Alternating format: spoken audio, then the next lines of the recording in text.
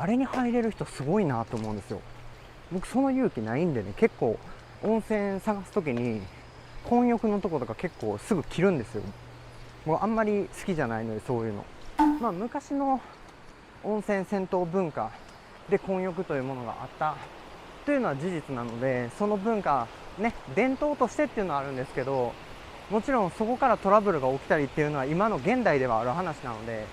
なかなか僕はそういうところに足を踏み入れられないというところです。だからああやってめっちゃ頭洗ってはりましたからね。すっぱだかで川、もうみんなから見えるところやけど、それでも入っていらっしゃるのってすごい勇気やな。だからいつか自分もそうやって入れるようになればいいなと思います。